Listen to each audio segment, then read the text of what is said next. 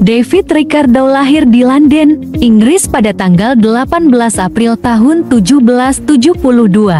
Beliau wafat pada tanggal 11 September 1823 di Gatcombe Park, Gloucestershire, Inggris.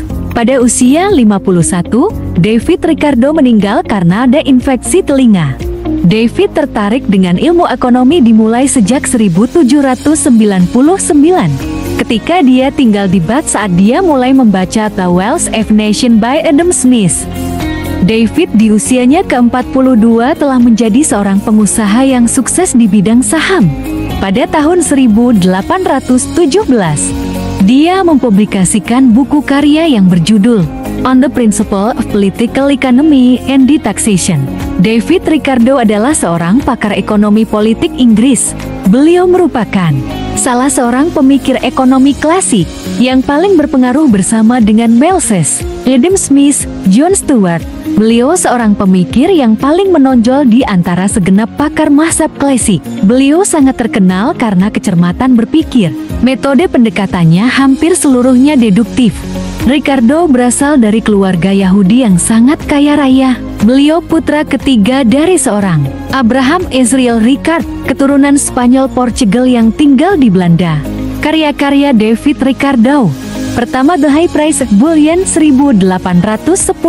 Kedua, A Proof of the Depreciation of the Banknotes 1811.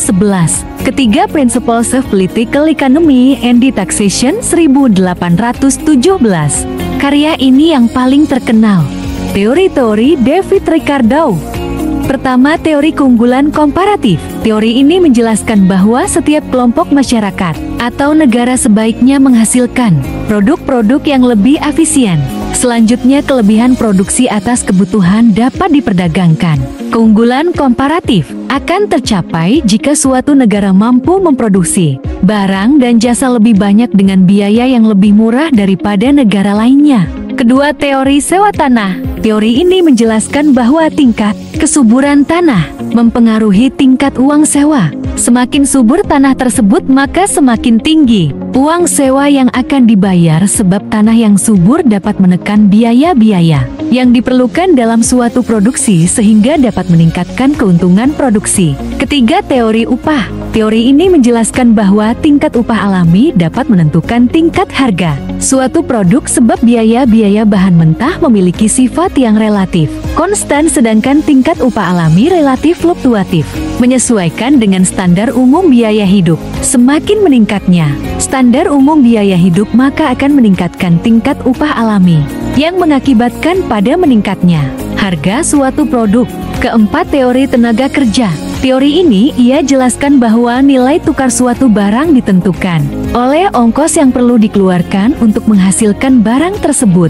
Ricardo menganggap bahwa biaya untuk bahan mentah dan upah buruh yang besarnya hanya cukup untuk bertahan hidup bagi buruh yang bersangkutan.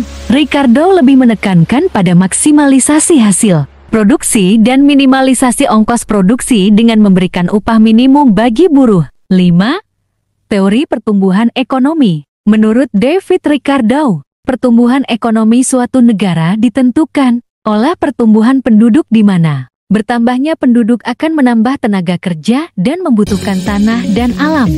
Contoh penerapan teori David Ricardo di negara Indonesia. Di negara Indonesia memiliki 5 sektor utama keunggulan komparatif. Adapun contoh komoditasnya yaitu minyak kelapa sawit dan kopi. Alasan kelapa sawit dan kopi menjadi keunggulan komparatif di Indonesia dikarenakan Indonesia memiliki iklim tropis yang sangat cocok untuk budidaya tersebut. Kelemahan teori David Ricardo. Pertama, mengabaikan pengaruh teknologi. 2. Tentang keadaan stasioner dengan pengertian yang salah. 3. Pengertian tentang penduduk yang salah. 4. Kebijaksanaan pasar bebas yang tidak dapat diterapkan. Kelima, mengabaikan faktor-faktor kelembagaan.